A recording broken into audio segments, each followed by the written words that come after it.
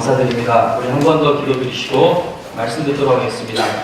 하나님 아버지 감사합니다. 우리를 이끄셔서 오늘도 이 자리에 오게 하신 것 너무나도 감사를 드립니다. 여기까지 이끄신 것은 하나님께서 주실 은혜가 있기에 우리를 이 자리로 이끄신 줄로 믿습니다.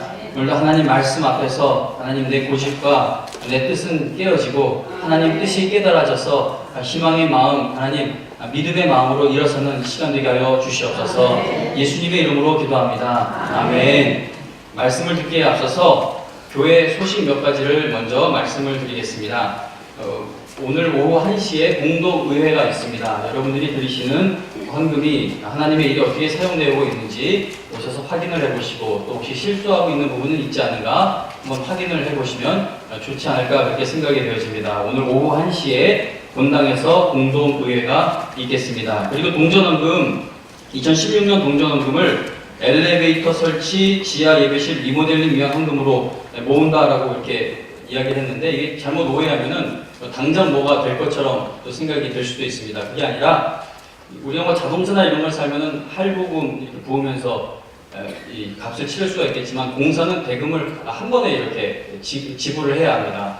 뭐 언제가 이게 모일지 모르겠어요. 우리 2005년부터 2010년까지 동전헌금 케냐 선교대회에서 위해서 동전헌금 모았는데 아무것도 아닌 것 같지만 그냥 크게 모여서 아주 은혜롭게 대회 치를 수 있도록 우리가 도울 수 있었던 것이 기억하시는 분들이 많을 줄로 압니다. 그래서 이 동전헌금 모으는 게 뭐 5년이 걸릴지 10년이 걸릴지 잘 알지 못하지만 그러나 주일마다 이 계단을 올라올 때 계단을 마치 등산하듯이 올라오시는 손님들 보면은 매 주일마다 볼 때마다 마음이 아파요. 그래서 저는 우리 교회에서 지금 가장 뭐 영적인 것 외에 다른 거 시급한 문제가 뭘까 생각을 해볼 때 엘리베이터가 아닐까 자꾸 생각을 하게 됩니다. 그리고 밑에 지하 예배실 리모델링을 하고 싶어하는 이유는 뭐 카페 이런 거 만들 생각은 없습니다. 주변에 교회 주변에 카페가 얼마나 많은데 또 카페를 만들겠습니까? 밑에 소급으로 모일 수 있는 예배 장소를 만들고 싶습니다. 교회에서 주일날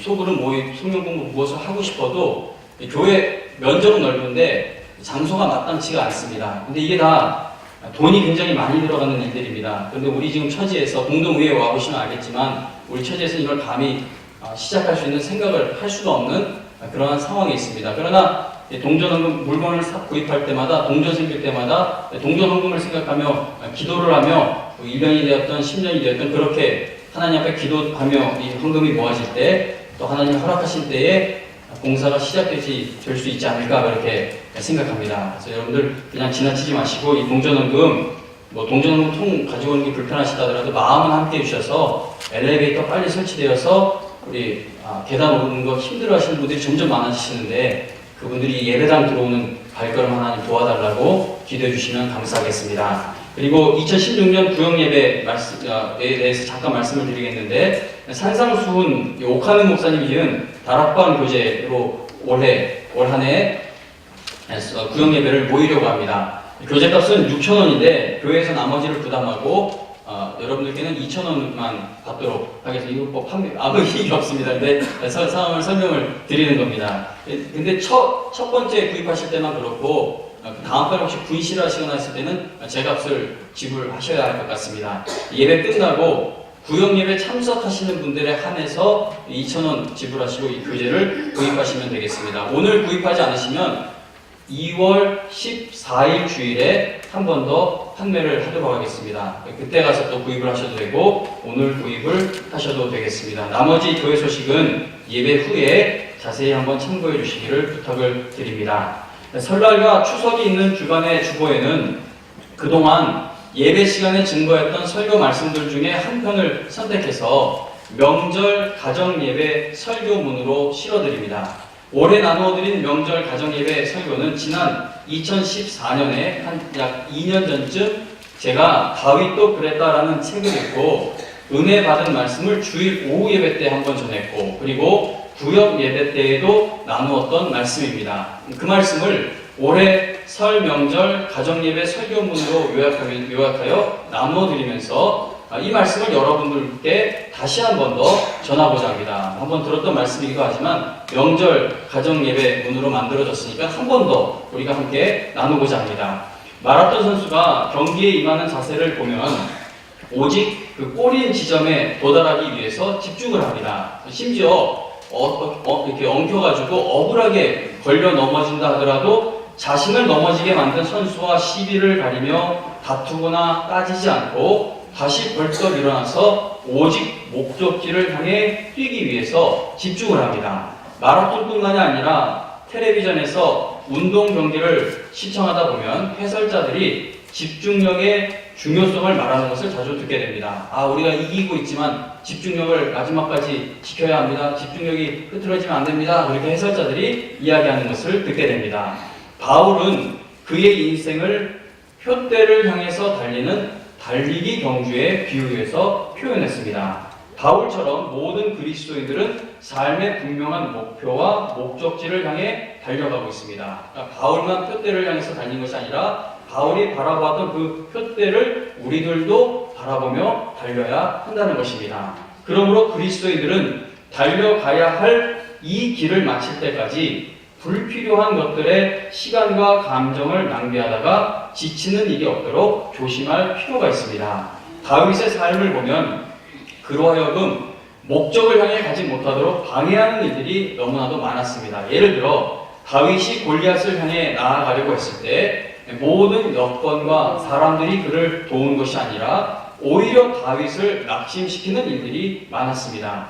하루는 전쟁에 나가 있는 아들들의 안부가 궁금했던 이새가 막내 아들 다윗에게 음식을 싸주면서 전쟁터에 나가 있는 형들에게 그 음식을 전해주고 그들이 어떻게 지내고 있는가를 한번 보고 오라는 심부름을 시켰습니다.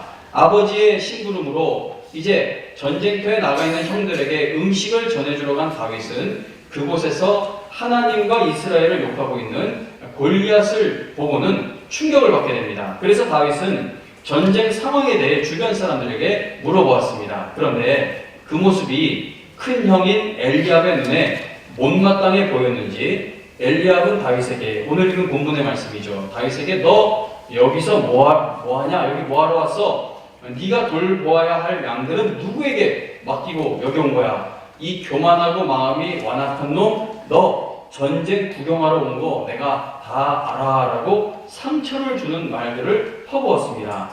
다윗은 전쟁터에 나가 있는 형들에게 맛있는 음식을 전해주며 위로해 주기 위해서 왔습니다. 그리고 하나님과 이스라엘을 진정으로 사랑하였기 때문에 전쟁에 대해서 알고 싶어 했던 것입니다. 그런데 그런 진심에 대해서 함부로 평가하며 막말을 쏟아놓는 친형을 보면서 다윗의 마음이 어떠했을까를 생각해 보게 됩니다.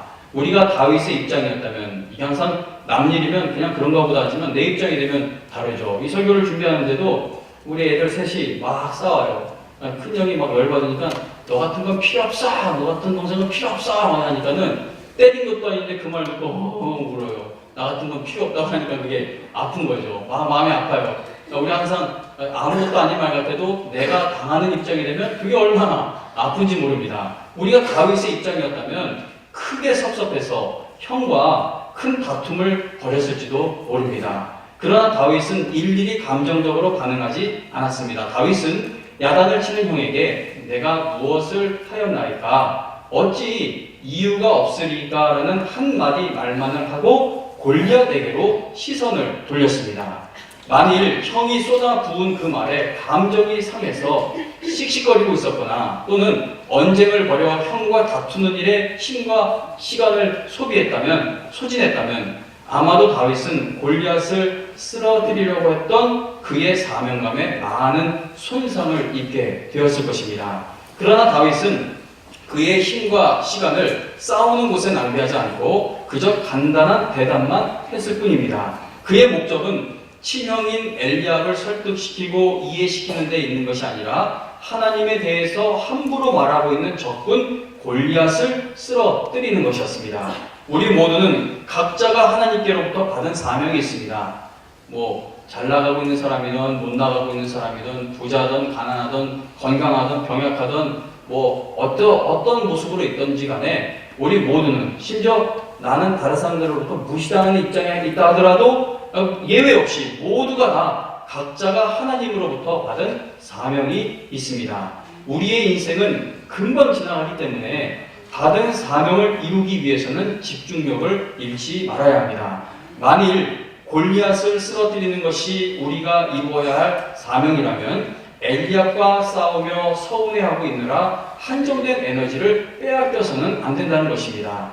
엘리압과 같은 사람과 환경을 만나게 될 때마다 감정적으로 대응하고 휘둘리게 되면 우리는 골리앗과 싸우기도 전에 지쳐버리게 될 것입니다. 하나님의 뜻이 이루어지는 일에 정말 쓰임받기를 바란다면 사사로운 감정에 대해서는 둔감해질 필요가 있습니다.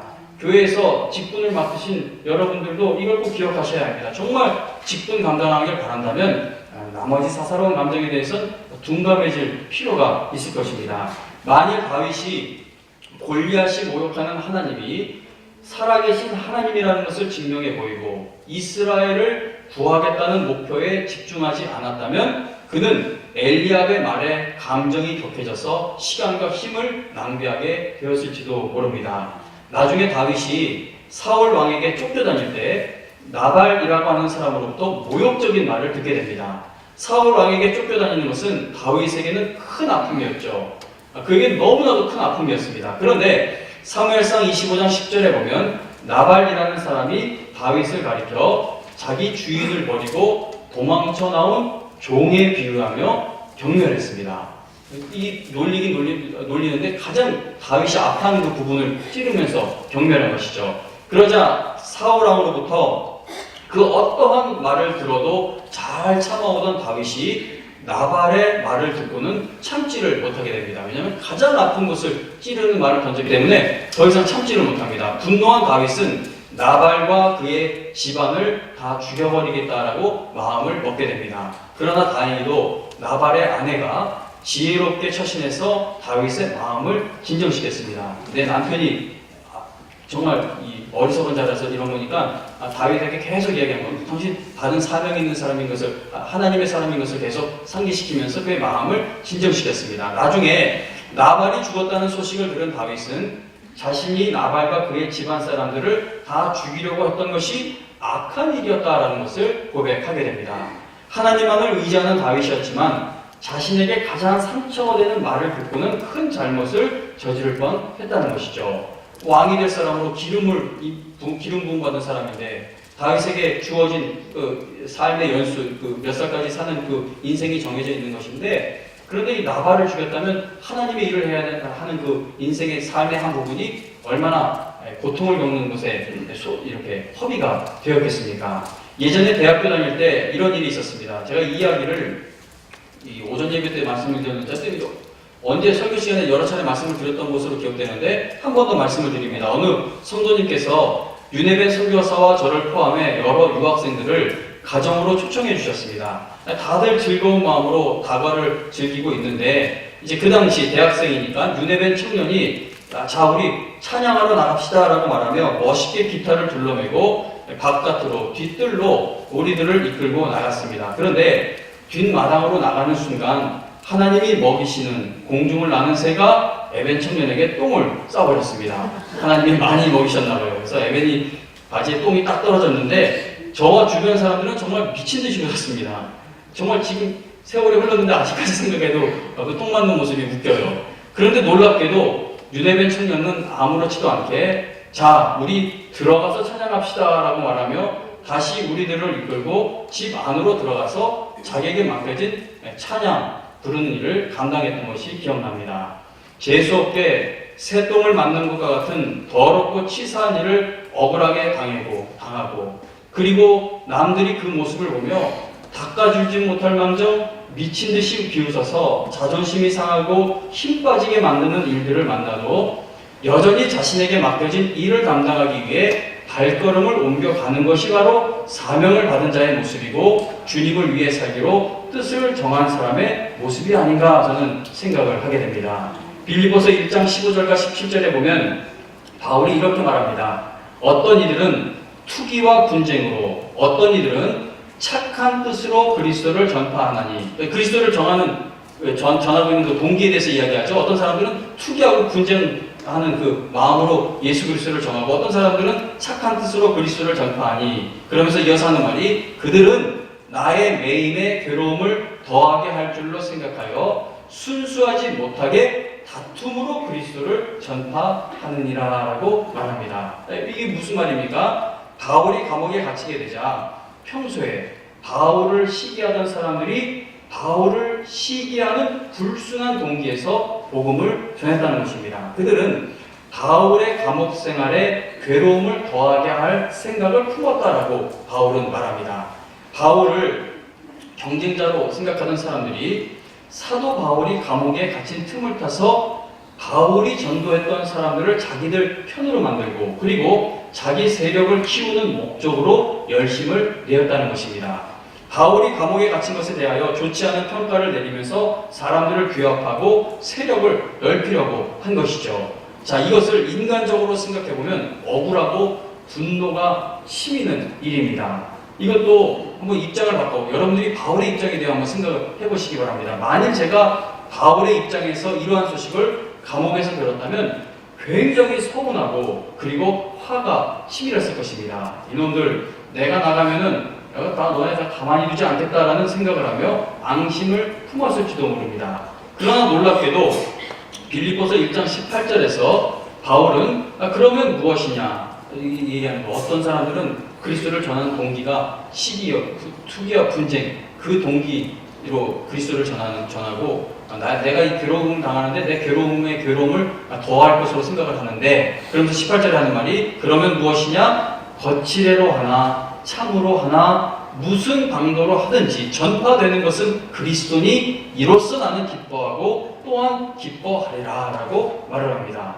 바울도 우리하고 똑같은 사람이었기 때문에 인간이었기 때문에 상처받을 수 있는 마음과 감정을 가지고 있었습니다. 그러므로 다른 사람이 그것도 다른 그리스도인들이 자기를 시기하고 자기가 수고한 것을 가로채 간다는 소식은 상처를 주고도 남을 그러한 아픈 소식이었습니다. 그러나 그 모든 일들을 가만히 보니까 자기에게 아픔을 주고 있는 그 모든 일들을 잘 보니까 바울이 목숨을 걸고 전하고 있는 그 복음이 전해지고 있다는 것입니다. 바울 개인의 명예와 자존심과 마음에는 큰 상처를 주는 일이지만 복음 전도에는 유익했다는 것입니다. 그래서 바울은 부정적인 감정에 힘을 쓰지 않고 다시 그의 사명을 이루는 일에만 온전히 집중할 수가 있었습니다. 성도님 여러분, 만일 바울이 싸우는 일에 자기에게 해를 끼치는 사람들을 공격하고 변명하는 일에 힘을 썼다면 바울이 편지를 쓰겠죠. 감옥에 있으니까. 만약에 이 편지 쓸 힘을 그 싸우는 일에다가 사용했다면 바울에게 주어진 인생이 있는데 이 서신서 중에 몇 개는 아마 빼먹게 되었겠죠. 하나님께서 이 우리에게 신약 성경을 기록할 그 임무, 사명을 바울에게 주셨는데 그런데 바울이 만약에 싸우는 데다가 그 편지 쓰는 걸 거기다 힘을 소진했다면 아마 그 짧은 서신서든 긴 서신서든 아마 다 쓰지를 못하고 싸우는 일에 허비하고 말았을 것입니다. 민수기 12장에 보면 모세의 형인 아론과 누나인 미리암이 모세를 비방합니다. 모세가 구스 여자와 결혼한 것을 이유로 삼아 아론과 미리암은 여호와께서 모세하고만 말씀하셨느냐 우리와도 말씀하지 아니하셨느냐라고 말하며 모세에게 대들었습니다. 자, 그 말을 들었을 때 모세의 마음이 얼마나 아팠겠습니까? 얼마나 외로웠겠습니까? 이스라엘 백성들이 불평하는 것을 듣는 것도 감당하기 어려운 일인데 가장 든든한 조력자가 되어주던 형과 누나가 갑자기 자신의 지도자 권위에 도전을 하며 비방했을 때 모세의 마음이 얼마나 아팠겠습니까? 이거는 화나는 것을 넘어 아픔이 있었다라고 생각을 합니다. 왜냐하면 이 형과 누나가 어떤 형과 누나입니까? 모세 조금 했을 때 그 바구니에 이렇게 실려서 강물 떠내려갈 때 미리암이 목숨 걸고 따라가면서 공주님이 그 공주가 던졌을 때 내 유모 소개시켜 주겠다고 해서 동생을 살린 누나이죠. 그리고 형 아론도 보면 바로에게 가는 일, 그 목숨 걸고 가는 일인데 하나님께서 동생 도와주라고 하셨을 때 그 아론도 목숨 걸고 이 모세하고 같이 동행하여 바로에게 가고 출애굽의 역사에 함께 동역했던 사람입니다. 그런데 그러한 정말 그 누구보다도 의지가 되는 이 두 사람이 자기를 비방하니 모세의 마음이 얼마나 아팠겠습니까? 하나님께서는 아론과 미리암의 행동을 보시고 크게 진노하셨습니다. 그래서 아론과 미리암은 하나님께 책망을 받게 되는데 미리암은 나병에 걸리게 됩니다. 자, 그런데 놀랍게도 그때 모세가 여호와께 하나님이여 원하건대 그를 고쳐 주옵소서라고 부르짖었습니다. 이스라엘 백성들이 모세를 배신하기도 하고 원망하기도 하고 심지어 죽이려고 했던 때도 있습니다. 그러나 모세는 그들이 한 말들과 행동을 마음에 담아두지 않고 오히려 그들을 위해 목숨을 걸었음을 우리가 보게 됩니다. 모세가 어떻게 이러한 마음을 지킬 수 있었습니까? 모세는 그가 하나님께로부터 받은 사명이 무엇인지를 정확히 알고 있었기 때문입니다. 모세가 당한 일을 내가 당한다고 한번 생각해 보시기 바랍니다. 미리암과 아론이 용서가 되겠습니까? 우리 미리암과 아론까지 갈 필요도 없이 교회 안에서 누가 한마디만 던져도 그거 막 5년, 10년 지나도 여기서 뽑아지지 않는 것이 우리들의 마음인데 미리암과 아론이 용서가 되겠습니까? 그들이 한 말이 어떻게 잊혀질 수가 있겠습니까? 목숨을 걸고 바로에게 가서 이스라엘 백성들을 출애굽시켰지만 이스라엘 백성들은 모세에게 온갖 원망을 퍼부었습니다. 어떤 때는 죽이려고까지 했던 것을 보게 됩니다. 그런데 그러한 백성이 어떻게 용서가 될 수가 있겠습니까? 그러나 모세는 그들을 용서하고 그들을 품었습니다. 왜냐하면 하나님께서 자신에게 맡기신 사명이 무엇인지를 너무나도 잘 알고 있었기 때문입니다. 이스라엘 백성들 때문에 정작 모세 자신은 약속의 땅에 들어가지 못하게 되었습니다. 나중에 이스라엘 백성들 모아놓고 얘기해요. 모세가 마지막에 너희들 때문에 나도 약속의 땅에 못 들어가게 됐다라고 하는 그 부분을 읽을 때 혼자 씩 웃는 게 모세가 혹시 마음에 조금 품고 있던 것은 아닌가 이렇게 생각을 해봅니다. 얘기하죠. 얼마나 화나는지 화가 나니 모세는 화나지 않았을지 모르지만 읽을 때마다 답답합니다. 정말 그 80평생 그 훈련 받고 끌고 나왔는데 이 인간들 때문에 그 돌을 2번 치고 막 여러 가지 일들로 인해서 약속의 땅에 못 들어가게 되었으니 그게 얼마나 낙심될 일이겠습니까? 그럼에도 모세는 낙심하거나 원망하거나 미워하지 않고 오히려 광야에서 이스라엘 백성들을 인도하는 일에 힘을 다했던 것을 보게 됩니다. 그의 마음이 왜 흔들리지 않았습니까? 왜 받은 직분을 내려놓지 않았습니까? 그가 받은 사명이 무엇인지를 알았기 때문입니다. 예수님을 생각해 보시기 바랍니다. 예수님께서 십자가를 지시고 골고다를 향해 가실 때 많은 사람들이 예수님을 조롱하고 욕하며 멸시했습니다. 평소에 조롱하고 멸시하던 인간들이 그랬다면 그것도 아픈 일이긴 하지만 저 인간들 원래 그랬겠지만 이 사람들 예수님 예루살렘 왕 입성하실 때 왕처럼 환영하고 열렬히 지지했던 사람들 아닙니까? 왕으로 삼으려고 했던 사람들입니다. 그런데 며칠 지나지 않아 이 십자가의 길을 가신 예수님을 조롱했으니 예수님이 얼마나 그 마음이 아프셨겠습니까? 그러나 예수님께서는 그 끔찍한 아픔을 주는 사람들이 쏟아붓는 저주의 말들에 마음을 빼앗기지 않으시고 오히려 그들을 위해 앞으로 나아가신 것을 우리가 보게 됩니다. 받은 사명을 이루시기 위해서 모든 치욕을 짊어지시고 십자가의 길을 걸어 가신 것을 보게 됩니다. 예수님의 삶을 우리가 생각해보고 그리고 예수님을 닮은 바울의 삶을 생각해보면 내가 누군가로 인해 마음이 상하고 상처받았다고 그리고 시험 들었다고 자꾸 그것을 부풀리고 있는 것은 그리스도인이 가질 모습은 아니라는 것을 우리가 깨닫게 됩니다.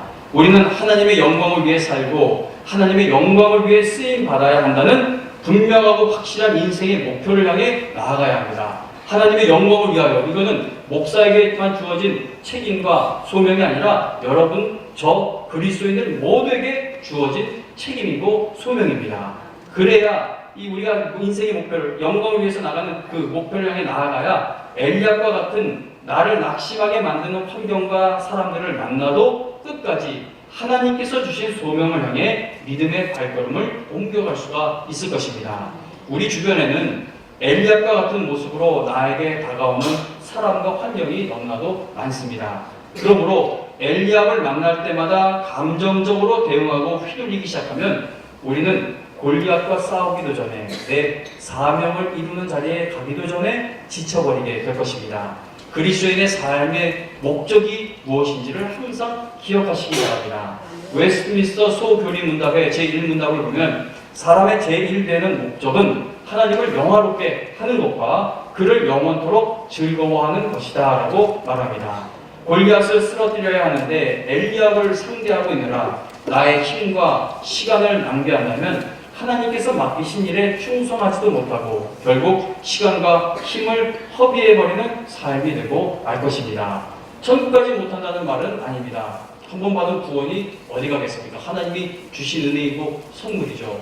한 번 받은 구원은 잃지 않습니다. 천국까지 못한다는 말은 아닙니다. 그러나 천국을 향해 가는 그 놀라운 여정 속에서 하나님께서 여러분들을 통해 이루어 가실 영광스러운 뜻과 계획이 있으신데 엘리압과 싸우고 있으면 하나님께서 주신 그 거룩한 사명을 감당하지 못하게 된다는 것입니다. 잠언 4장 23절에 보면 모든 지킬 만한 것 중에 더욱 내 마음을 지키라. 생명의 근원이 이에서 남이니라 라고 말씀합니다. 무엇이 나의 마음을 어렵게 만들고 있고 무엇이 내 마음과 정신을 뒤흔들고 있든지 하나님께서 내게 주신 소명을 이루어야 하는 사명이 나에게 있다는 사실을 잊지 마시기 바랍니다.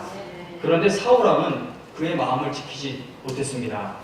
다윗이 골리앗을 물리치고 나서 사울의 귀에 어떤 노래가 들려오기 시작합니까? 백성들이 사울이 죽인 자는 천천히요 다윗은 만만이로다 라는 노래를 부르는 것입니다. 사울의 마음이 상했습니다. 아무리 다윗이 골리앗을 물리쳤다 하더라도 왕인 자신이 다윗과 비교가 되며 사울이 전쟁에서 죽인 자가 1000명이라면 다윗은 10,000명을 죽였다라고 불러지는 이 노래를 듣는 것이 사울에게 매우 불쾌했습니다.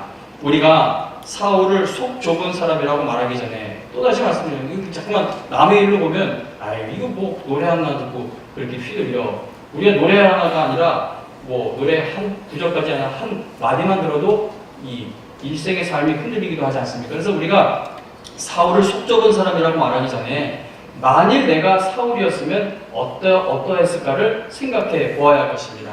사울의 입장이었다면 누구라도 마음이 상했을 것입니다. 예전에 대통령이 무슨 회의였는지 모르겠는데 청와대로 이렇게 사람들 대표들 모아서 했는데 오래전에 그 대통령한테 험악한 표현 쓴 거를 하면서 농담식으로 얘기하는 걸 보면서 속뜻했던 적이 있습니다. 근데 우리가 남을 볼 때 그걸 뭐 아직까지 마음에 품고 있어 라고 비난하기 쉽지만 정작 내가 그 입장이 되면 누구라도 상처를 받고 그 상처를 품고 살아가게 된다는 것입니다. 실제로 사람들이 어떤 말한 것을 마음에 두고 있느라 교회 봉사나 직분을 그만두는 경우가 얼마나 많은지 모릅니다. 우리 인생 속에서 신경을 거슬리게 만드는 말들이 한두 마디가 아닐 것입니다. 열린 귀를 비집고 들어와 다른 길로 나가면 좋겠는데 우리의 뇌세포를 점령하고 밑으로 내려와서는 내 마음을 헤집고 돌아다닙니다. 남들은 생각 없이 한 말일지라도 비수에 꽂혀 잠 못 이루게 만드는 말들이 얼마나 많은지 모릅니다. 어떤 말들은 평생 마음에 꽂혀 있어서 기회가 될 때마다 두고 분노를 표출하게 됩니다. 심지어 가족들끼리 주고받은 말들이 평생의 상처로 남아 분노의 씨앗을 안고 살아가는 가정들도 많습니다. 마음에 있는 게 입으로 나오죠. 그래서 그 가족으로부터 받은 상처를 마음에 품고 있으면 이게 대물림됩니다. 왜냐하면 내가 받은 상처를 남에게 주기 싫어도 마음에 있는 게 입으로 나오다 보니까 받은 상처를 또 다른 자식이 되었던 누가 되었던 이렇게 옮겨버리는 것을 보기도 합니다. 문제는 이런 일들이 수없이 우리 생활 가운데 일어나고 있고 특히 교회에서도 열심을 좀 내보려고 하면 이런저런 말들을 듣고 주저앉는 성도님들을 보게 되는 경우가 빈번합니다. 예전에 어떤 분이 교회를 옮기셨는데 그분이 옮기게 된 것이 나가게 된 것이 어느 누구 때문이다라고 소문이 돌았던 적이 있습니다. 그래서 뭐 나간 분한테 맞냐고 확인하는 거 못하죠. 그런데 좀 시간이 흐르고 기회가 됐을 때 교회로 옮기신 분과 이렇게 대화를 나누다가 뜻하지 않게 그 이야기가 나왔습니다. 그래서 정말 그분 때문에 나가셨습니까? 라고 했더니 무슨 소리냐고 내가 교회로 옮긴 거는 그분하고는 아무 관계가 없는 말이다 라고 그렇게 말씀을 하는 것이었습니다. 제가 이 말씀을 드리는 이유는 잘못을 하지 않았는데 그런 소문이 돌았을 때 그 사람의 입장이 얼마나 억울할까를 생각해 보기 때문입니다. 왜냐면 저도 제 설교 때문에 나간다는 얘기를 한두 번 듣는 게 아니에요. 그래서 이분은 어떻게 견뎠을까 생각을 해봤는데, 자, 그러면 이 억울한 일을 당했을 때 어떻게 우리가 대처해야 하겠습니까? IS 근원지를 찾아 합격을 하려고 하듯이 그 소문의 근원지가 어딘지를 찾아 사과를 받아내야 하겠습니까? 아닙니다. 하나님께서 맡기신 사명을 생각하고 기도하면서 맡겨진 일에 더욱더 집중을 하면 됩니다. 그 사람이 나 때문에 나간 게 아님에도 나 때문에 나간 것처럼 소문이 돌았다면 내가 그러한 일을 저지를 가능성이 있을지도 모르겠구나. 하나님, 나 그런 사람 되지 않게 해주세요. 라고 내 자신을 돌아보며 하나님 앞에 엎드리면 이것이 곧 유익한 일이 될 수가 있다는 것입니다. 몇 번, 세네 번 벌써 이상 말씀을 드린 것 같은데 또 말씀드립니다. 앞에 편의점에서 중고등부 교사하고 아주 정말 진심으로 이렇게 웃으면서 인사를 하는데 옆에 술에 취한 노숙인이 정말 저를 아주 경멸스러운 눈으로 쳐다보면서 내가 바로 저걸 얘기하는 거야. 저게 바로 가식적인 웃음이란 말이야. 라는 게 다른 말씀은 다 생각나지 않아도 평생 머리에 남아있을 것 같아요. 왜 남아있냐면 계속 그 모습으로 여러분들한테 인사를 하는데 그때마다 그 성령의 음성이 들리는 게 아니라 노숙자의 음성이 들려. 너 진심의 인사냐 아니면 가식적인 인사냐. 또 한 가지 말씀드렸던 게 이거죠. 주말에 정말 설교 준비에 벅찹니다. 그럼에도 신방을 요청해서 어떤 잔치 신방 자리에 가서 설교를 했는데 이제 끝나고 나오려고 하는데 가족도 많이 모였어요. 근데 그 가족분 중에 한 분이 저를 화장실 쪽으로 끌고 가더니 막 뭐라고 막 얘기하다가 요점은 이거예요. 당신 목사면 거지 근성 버리고 목회하라고. 주말에 온 힘을 다해서 왔더니 거지 근성 버리라니 이런 거지 같은 경우가 어딨냐고 막 속에서 이렇게 막 올라오는데 그런데 순간적으로 욱하죠. 그러나 집에 지하철을 타고 가면서 생각을 합니다. 맞아. 나는 성도님들이 너무 좋은 걸 많이 주고 지금 배에 사과 막 너무 많이 주셔서 저거 이제 상하기 전에 먹으려면은 빨리빨리 먹어야 돼요. 막 받는 게 익숙해지다 보니까 물론 나눠도 먹습니다. 무슨 혼자 이렇게 다 먹는 게 아니라 말하자면 그렇다는 것이죠. 그런데 이렇게 받다 보니까 이거 정말 잘못하다간 거지근성의 쩔은 목회자가 될 수도 있겠구나. 그렇게 모든 상처되는 말을 사명감을 갖고 가는 이 길에 도움되는 마치 걸음과 같이 사용을 한다면 그게 상처가 되는 것이 아니라 여러분들에게 열매 맺게 하는 걸음과 같은 역할을 할 수가 있다는 것입니다.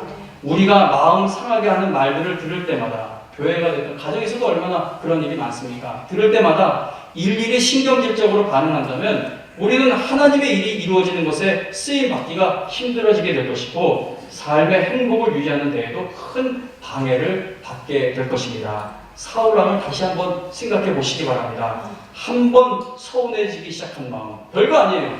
그 노래가 그게 이렇게 상처받을 이야기예요. 그러나 그 노래를 듣고 한번 서운해지기 시작한 마음, 한번 시험 들기 시작한 그 마음을 가지고 다윗을 의식하기 시작했습니다. 사울은 백성들이 부른 노랫말을 지나치게 의식하다가 결국 자기 자신을 망쳐버린 것을 우리가 보게 됩니다.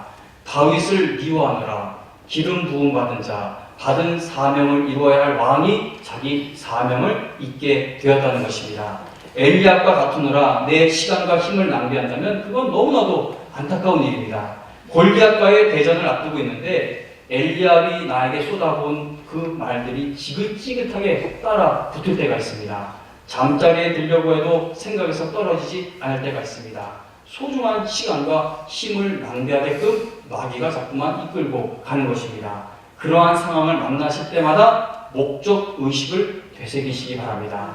우리의 목적은 골리앗을 쓰러뜨려 하나님의 영광을 드러내는 것이지 엘리압과 다투다 골리앗과 싸우는 것을 잊는 것이 아닙니다.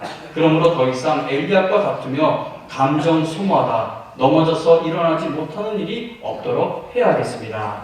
지금은 어떤지 모르겠습니다. 그런데 제가 예전에 미국에서 자동차 보험을 들 때 보면 결혼해서 가정이 있는 사람들이 저 같은 아직 결혼을 안 한 사람들보다 더 보험금이 할인되는 것을 본 적이 있습니다. 근데 제가 제 생각으로는 식구가 있으면 사고가 나면 보험사에서 지급해야 할 비용이 더 많은데 왜 결혼하지 않은 내가 더 보험료가 높을까? 이런 생각을 해봤는데 왜 그렇겠습니까?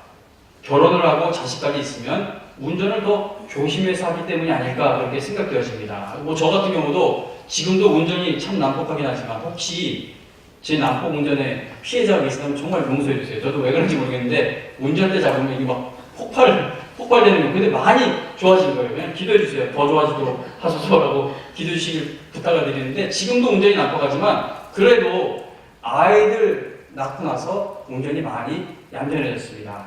사고가 나면 아이들이 다치게 된다. 앞에도 학교들어도 안 돼, 안 돼. 내가 혼자라면 막 하겠지만 나는 이 아이들의 아빠로서 나에게 이 아이들을 지키고 보호할 사명이 있다는 것을 자꾸 되새기기 때문에 내가 하고 싶은 것을 절제하게 되고 그게 절제하는 것이 이렇게 스트레스로 쌓이지 않는 것을 보게 됩니다.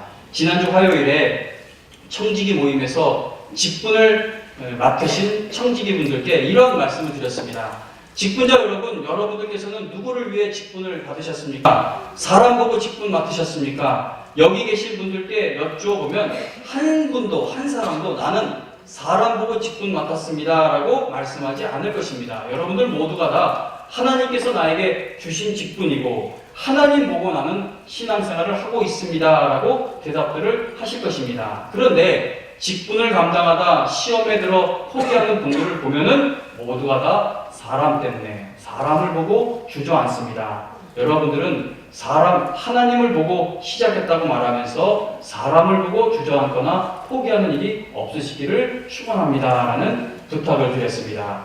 빌립보서 3장 14절에서 바울은 나는 표대를 향하여 그리스도 예수 안에서 하나님이 위에서 부르신 부름의 상을 위하여 달려가노라 라고 고백합니다. 디모데후서 4장 7절에서는 나는 선한 싸움을 싸우고 나의 달려갈 길을 마치고 믿음을 지켰다라고 고백합니다.